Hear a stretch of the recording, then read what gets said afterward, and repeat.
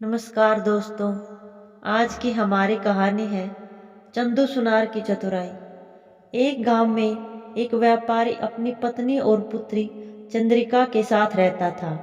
गांव के सब लोग उसे गणेश सेठ कहकर पुकारते थे। गणेश सेठ ने अपनी पुत्री चंद्रिका का रिश्ता बाल्यकाल में ही निश्चित कर दिया था। जब वह विवाह योग्य हुई तो उसकी विवाह की तिथि तय की गई और विवाह की तैयारियां प्रारंभ हुई। सेठ अपनी बेटी का विवाह बहुत धूमधाम से करना चाहता था। वह उसके लिए एक कीमती 9 लक्खा हार भी बनवाना चाहता था। एक दिन उसने अपनी पत्नी को बुलाया और उसे अपनी इच्छा बताई। पत्नी बोली, ये तो बड़ी अच्छी बात है, मगर आप 9 लक्खा हार बनवाएंगे किससे? चंदू सुनार से। उसके जैसा बारीक काम कोई और सुनार नहीं कर पाएगा। उसके काम में जो सफाई है वो किसी और सुनार में नहीं। सेठ ने उत्तर दिया। नहीं, तुम मुझसे 9 लक्खा हार मत बनवाना, पत्नी बोली। क्यों? सेठ ने पूछा। इसलिए क्योंकि काम की सफाई के साथ साथ वह हाथ की सफाई में भी माहिर है। मेरी सहेली रंभा ने उसे अपना 10 तोले का सोने का हार चमकाने दिया। जब हार वापस मिला तो वो बस 9 तोले का था। जानकी ने उससे मोतियों का हार बनवाया तो सारे मोती नकली निकले। हमने उससे 9 लक्खा हार बनवाया और वो नकली निकल गया तो चंद्रिका की ससुराल में कितनी बदनामी होगी, पत्नी ने अपनी शंका जताई। बात तो तुम ठीक कह रही हो, लेकिन उसके जैसा हार कोई और बना नहीं पाएगा, इसलिए हार तो मैं उससे ही बनवाऊंगा। देखता हूँ वो मुझे कैसे धोखा देता है। वो शेर है तो मैं सवा शेर। तुम बस देखती जाओ। मुझे डर है कि हमारा नुकसान न हो जाए, इसलिए एक बार सोच लो, पत्नी ने सेठ को चेताया। मैंने सोच लिया है।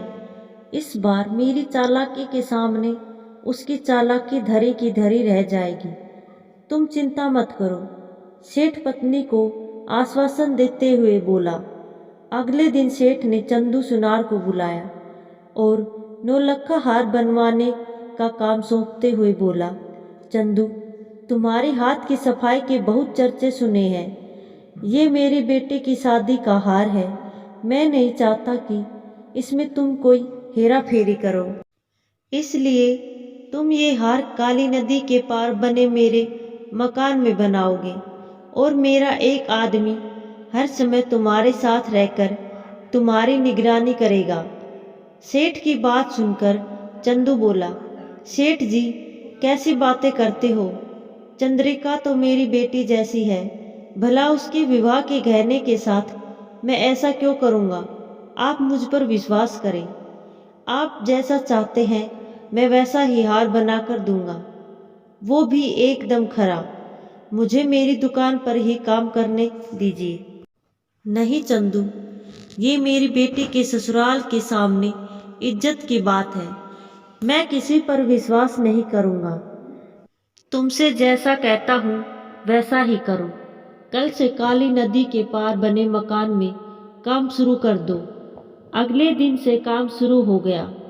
चंदू और सेठ जी का नौकर मुरली नाव में बैठकर काली नदी के पार सेठ जी के मकान में जाते और चंदू वही हार बनाता। मुरली उसकी निगरानी करता। शाम को अधबना हार लेकर वो वापस लौट आते। सेठ अधबना हार अपनी तिजोरी में रख लेता। अगले दिन उसे तिजोरी से निकालकर चंदू को देता।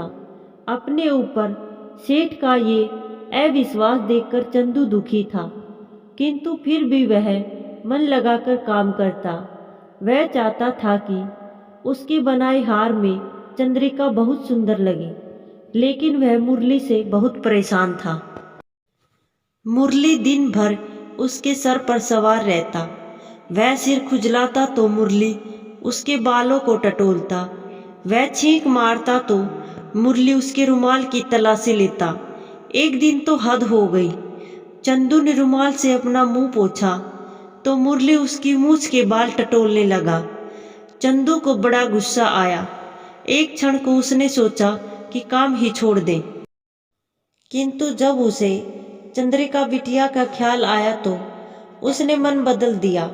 सोचा एक बार हार बन जाए, फिर मैं सेठ जी को और इस मुरली को मजा चखाऊंगा।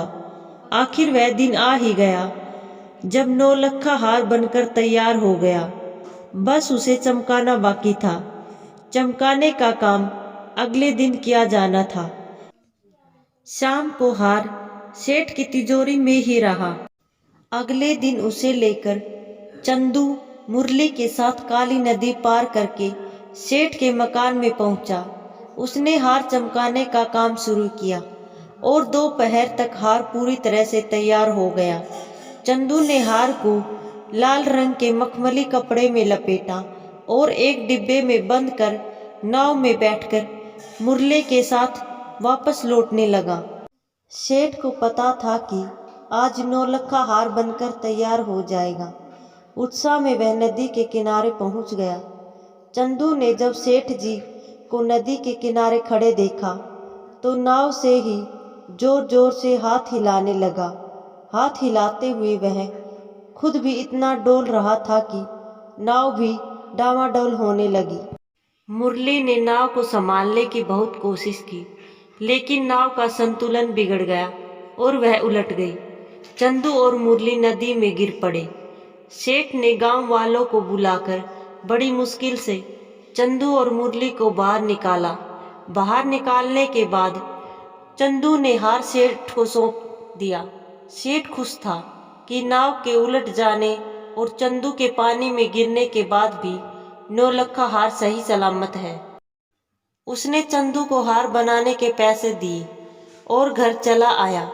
सेठानी हार देखकर खुश तो हुई, पर उससे कहीं ज्यादा अपने पति की चतुरता पर। गांव भर में लोगों ने सेठ की भूरी भूरी प्रशंसा की कि चालाकी में सेठ चंदू से 20 है। दिन गुजरे और वो दिन भी आ गया जब चंद्रिका का विवाह था। सेठानी ने नौलखा हार का डिब्बा खोला तो दंग रह गई। हार काला पड़ चुका था। वह सिर पीट कर रह गई। सेठ को बुलाकर हार दिखाया तो सेठ आग बबूला हो गया। उसने चंदू को बुलावा भेजा। चंदू आया और सेठ उस पर भड़कने लगा।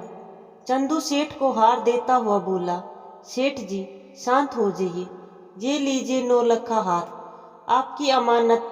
आपने मुझ पर विश्वास नहीं किया था, इसलिए मैंने ये सारा खेल किया था। हार लेकर सेठ ने पूछा, मगर इतनी निगरानी के बाद भी तुमने असली हार गायब कैसे किया?